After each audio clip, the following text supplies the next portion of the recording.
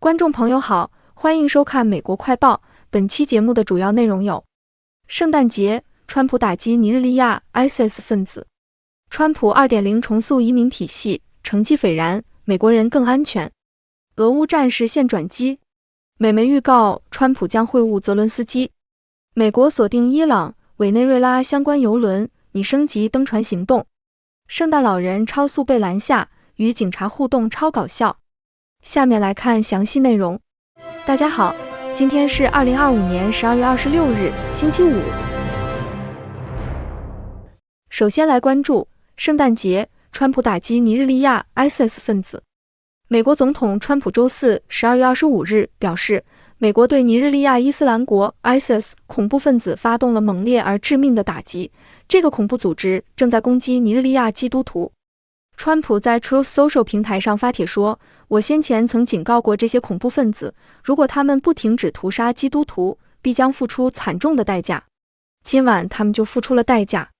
川普强调，在他治下，美国绝不会允许激进伊斯兰恐怖主义猖獗肆虐。川普最后写道，愿上帝保佑我们的军队，祝大家圣诞快乐，也祝那些已死的恐怖分子圣诞快乐。如果他们继续屠杀基督徒，还会有更多恐怖分子丧命。美国战争部随后发布了一段10秒左右的视频，似乎显示了一艘悬挂美国国旗的军舰在夜间从剑桥上发射导弹。一位战争部官员表示，尼日利亚政府批准了圣诞节当天的打击行动，并与美国合作实施了打击。尼日利亚人口为 2.37 亿，大致分为穆斯林和基督徒，穆斯林在北部占主导地位。过去10年，尼日利亚北部针对基督徒的暴力活动不断升级，博科圣地 Boko Haram 等伊斯兰极端分子对该国世俗政府发动叛乱，并扩大了在该地区的影响力。尼日利亚外交部周五12月26日证实了美国的空袭行动。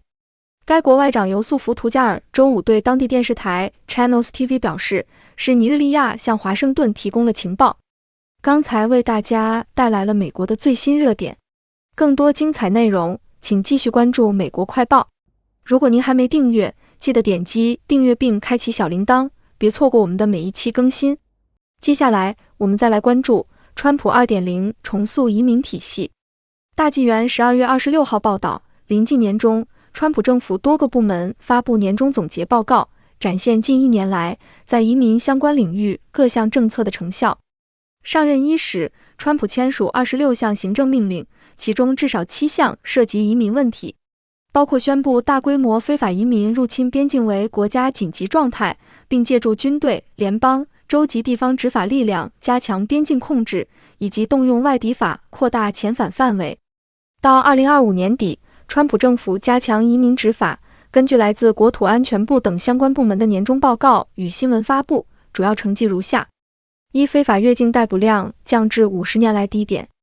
；2、移民和海关执法局 ICE 逮捕人员中 70% 是在美国被指控或定罪的非法移民罪犯；3、南部边境的芬太尼贩运量同比减少1半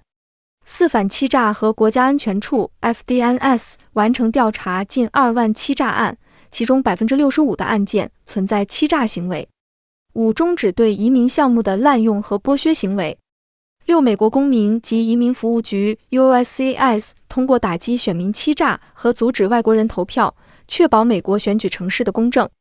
国土安全部在12月19日的公告中说，在川普总统和诺姆部长的领导下，国土安全部正在恢复法治，打造史上最安全的边境，遣返危险的非法移民罪犯，创建更安全的社区，加强网络防御，改进灾害应对，启动重塑美国旅行和国家安全的各项举措，并确保美国在未来几代人中安全无虞。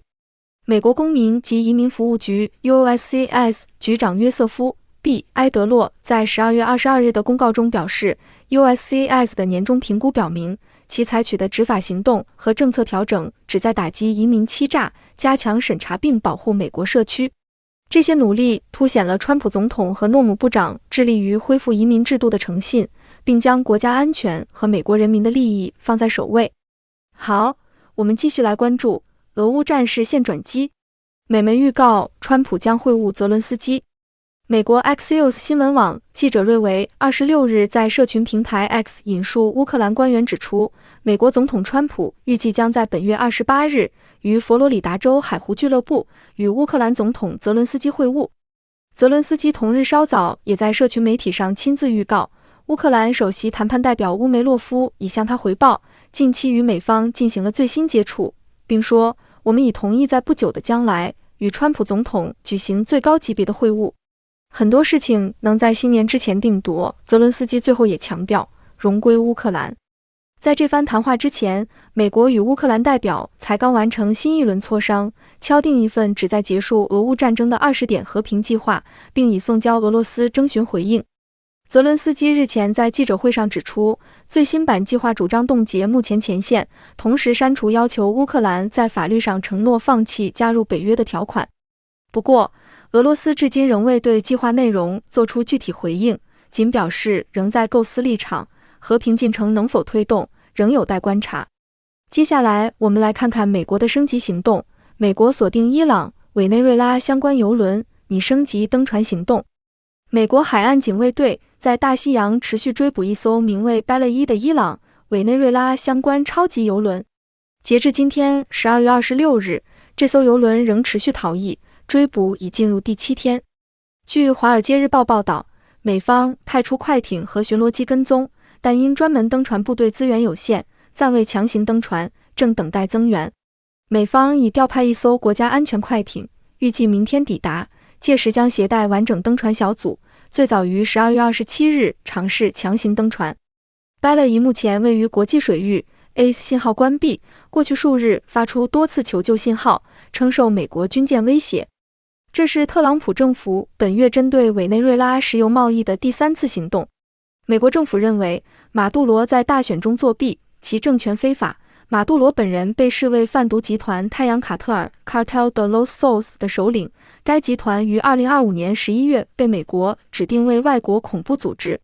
石油出口是马杜罗政权经济生命线，占财政收入近 90%， 主要销往中国。特朗普于12月16日下令对所有受制裁油轮实施总体封锁。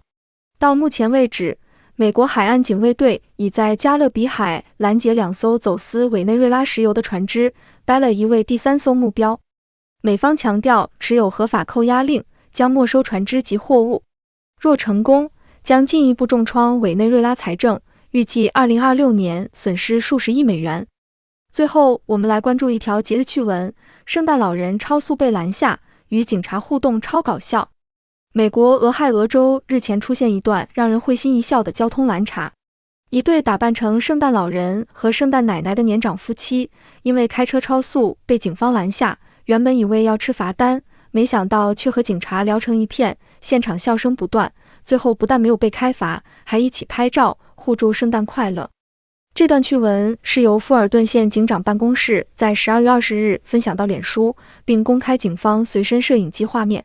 影片中，警察拦下一辆福特轿车，走近一看，立刻惊呼：圣诞老人！驾驶座上的老先生和副驾驶座的太太正好分别打扮成圣诞老人和圣诞奶奶。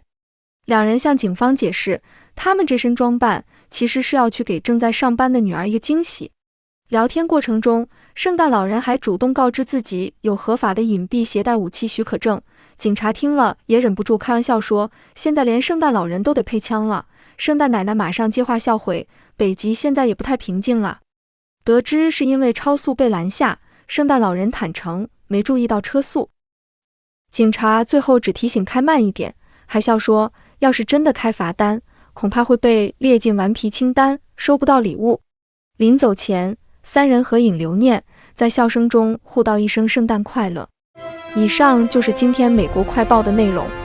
欢迎您订阅、点赞、转发，我们将继续为您带来更多精彩节目。